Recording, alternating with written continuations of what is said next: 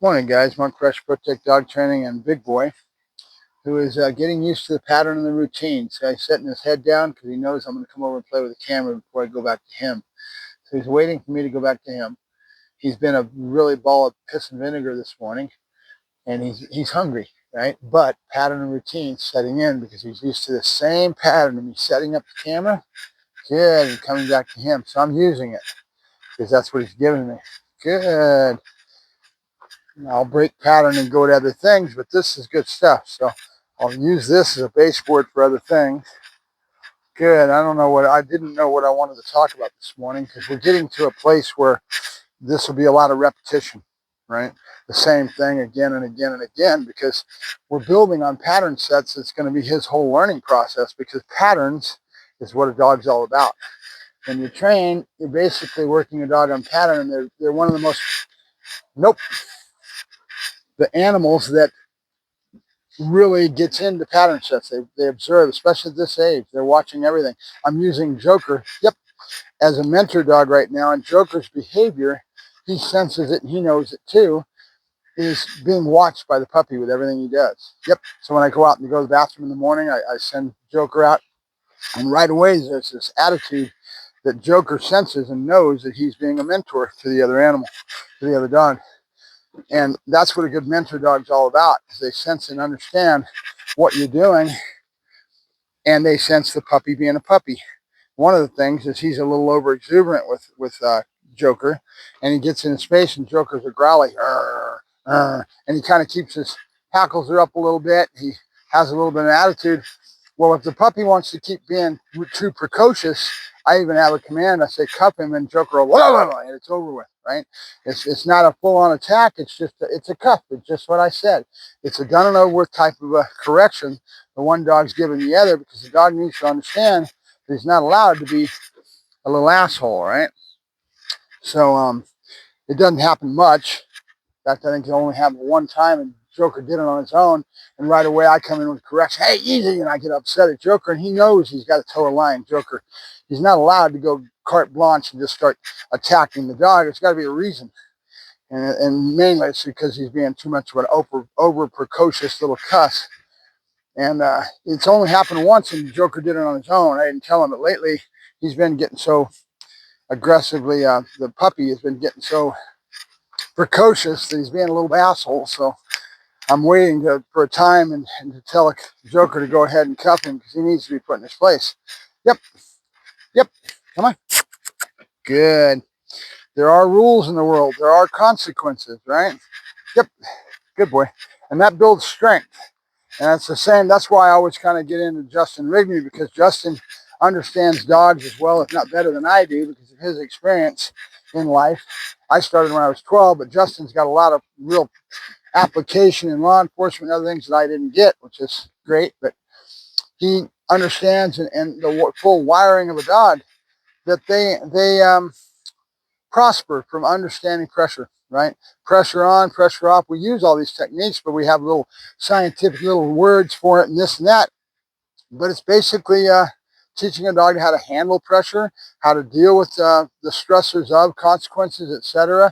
And that's important, especially like in his world, you're dealing with law enforcement dogs. They can't fold out there on the street. They got to be able to follow through and do what they've got to do with bad guy. And there's a reason for that. Nope. Now, of course, everything in its proportion. I mean, the dog, a young puppy, you got to understand that his brain doesn't work the same way. He's got to have some ability at understanding. Now, I'm yakking right now on purpose because he's picking up on my yakking. A lot of this just comes from an innate ability to instinctively understand the dog, and I can't give that to you. That has to be acquired with practice, with time. But look at the dog. Look where he's at. Good. And this is what is important in my world, especially with these Dutch Shepherds. They got to have an off switch. They got to learn how to relax. Good. That's how you do it. And then what you expect of them.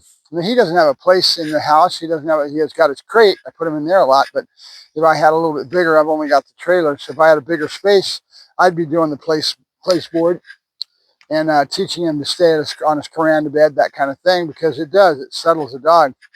They've got to have dogs like this. If you don't have an off switch, you're going to be going crazy. And everything you do with this dog, he learns from, and so the reindeer games that I talked about, it's kind of, you'll hear me talking about no reindeer games in the house. Well, reality, when they're young, I'm doing the fetch and all that in the house, and I'm throwing a little rope toy, and I'm giving him some because he's got so much energy and they're young. I'll stop that as we start going along. Once I've got a retrieve and I got some happiness and understanding, it's all about where they're at, right? At the time, at the moment. Good. And right now I see something, so I sense it, so I'm using it, right? That's all we're doing. Good. Building on our time level, all right? And I'll be able to take this into other things towards his obedience exercises, as far as his commands, sitting at my side, etc. Like right now, we'll go ahead and break this, and I'll see if I can get him to get into the, at my side. So let's do that now. Yep. Good boy, good. Yeah, yeah, go. Good boy, good. Listen to my voice tone. Good boy, good. We get our excitement. Yes, we do. We don't want to ramp him up too much. Yes, because I want to get into the waiting at my side here and looking up, try to get a time level because he was so good at that, right? Yes. And again, back to the time level aspect of things. How long does it take me? Nope. Good, good.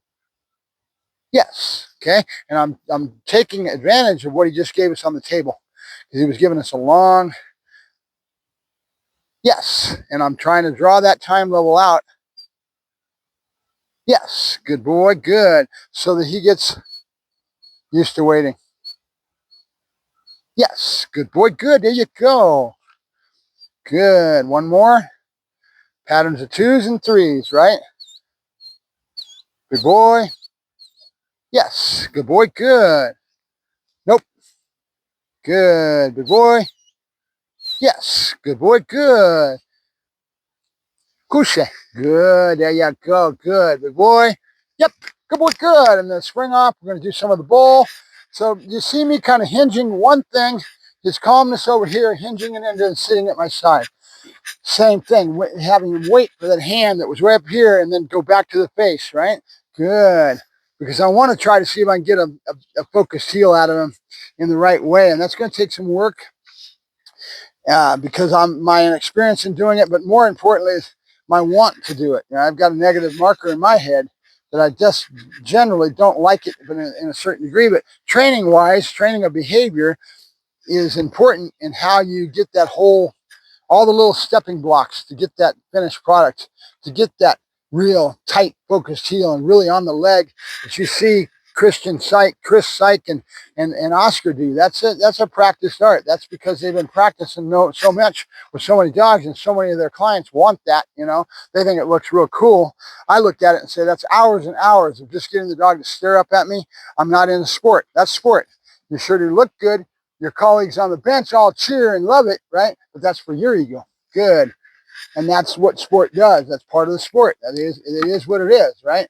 Now, so I can begrudge it in certain ways, but at the same time, it's admirable, you know, because they're completing something. They're getting a product that is really fine-tuned and has something that makes them look good as a trainer. Good. Yep. Yep. Good boy. Good. There you go. Good boy. Good. Good. Now all I want to do here is steer the boat, right? See how you went right back out? Good. Yes. So I want to, yes, get the same time level on this that I do on the other. We'll start doing quarter turns. I can play with this. It's all about what the dog's giving me, right? Good boy, good. So nope, nope, good. There you go. All right, come on. Yeah, come on. Nope. Yes, good boy, good. I want to get him to feel my leg so he knows that that's his position and be able to use the leg as a marker for him. Good boy, good. I want to steer the boat. I want to steer the rudder. There it is. Oh, good boy, good. Yes, okay. Going on time level, and my hand up in the air so that he's waiting. Yes, and then we can build on that, right? Everything's about one thing built on another, so I'm catching something that I can build on. Good. and I'm wanting to get that rear end over. There you go. Good boy, good. He touched my leg. I'm going to make it positive by praising him on the rear end, just like I'm going to praise him on the rear end when he's in a down posture that I want, right? So let's go back to the table and work on that. Good. Nope, come on. Hey, you, what are you doing? Up, up. Good. Good. Nope. Now he's moving all the way up the front. I don't want him up the front. I want to stop him farther back. Up. And so I'm using the harness to give him a little bit of backward pressure. There you go. Good. Couche. Good. Because I want him farther back so I can play with this. More of a pocket in the front end, right? Good. Good. So a lot of this, when I come at it, I just start playing with the dog and figuring out where his head's at and then get it to flow the way I want it to and use those things. Like he was so calm in the very beginning. I had that time level set real well.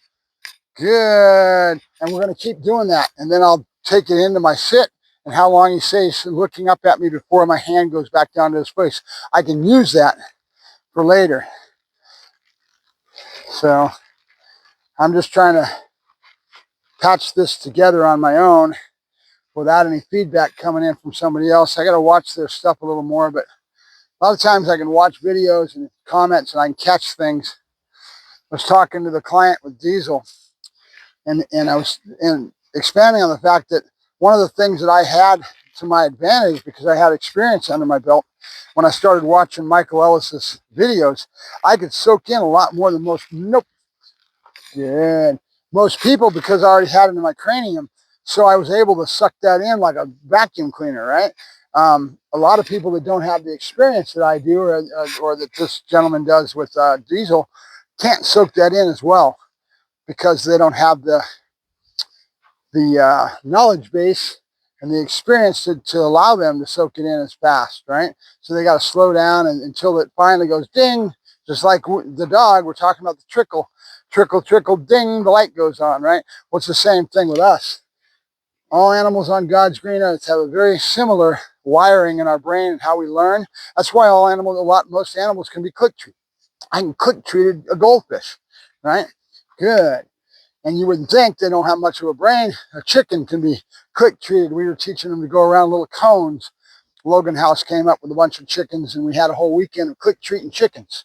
Now it's all about timing, right? With that clicker. Good. So the brain is very much wired the same way. We have different drives and things that make us tick. A cow lays down and chews on their cud and has two stomachs and doesn't have the prey drive that a dog does, right? Drives are different within the animals, but the wiring of the brain is very similar throughout all animals on God's green earth. It's an interesting thing, or factoid, I should say. Good. Good boy. Good. Big boy. Yep. Good boy, good. Yeah, go. Good boy, good. He's catching on. Notice how well he's doing with that? I love it. I love to see that baseboard, basically, that I built in other places starting to add up to him where he's giving me what I want here. And then I'll take this into other things, right? We're done, big boy. You want to play? Hey, we're done. Good. Good boy. Big boy, you want to play ball? You want to play ball? Now, I started with these little... I said jute. Jute is gunny sack, right? It's that material. This isn't jute. This is the linen, French linen that they use in the suits. This and that tug I was using in the bite work yesterday, right? So a lot of times I'll say something like I even said one day I was talking about the dog and I called the dog a Dutch Shepherd and he's a Czech Shepherd. Yes, yes, good. So if I miscommunicate like that, realize, just catch me and say, okay, Mark's a little bit getting old. He's getting old. Yes, he is. Yes, he is. Good boy. Good. Yeah, you go. Good. So these little jute linen material they use for the suits is the same thing these balls are made out of. Real soft, great for the puppy. And I used them yesterday morning. And then when I went out in the afternoon, that same little tug is the same kind of material, but stuffed really nicely with a nice hard surface, a little bit harder surface. He wasn't biting very well the week before. And so the second time, third time we got into that sleeve and into that little tug, let's go and concentrate on what we're trying to achieve here. There we go. Good. Which is one dies and the other one comes alive, right? It dies. Yes, good boy, good, yeah, good boy. And the game comes right back alive for him. Good. So he starts to learn that when it dies, that's when I'm supposed to let go. And when you do your outwork all the way through, your decoy is a big part of that. The decoy dies, we get an out, and then the dog gets to either come back or whatever you're going through your sequence. But that dying of the prey, good boy, good, is the key, right? And if I can teach that to him young, and he learns these concepts now, I can use it all the way through his life, right? These little lessons matter. Good. If it dies, good boy, good. Yeah, go. Good boy, good. And the other one comes to life for him. Yeah. Take it away. Make him work for it. Don't just give it to him. Make him come to it. Everything in his life is going to be going up and going high in the beginning. Later, we'll teach him to go to legs and go low. But in the beginning, it's always center mass with me. That's exactly what I want. I want center mass into the bad guy hard, right? I don't want the dog to hesitate at all. As far as target zone, where you're going to have him hit,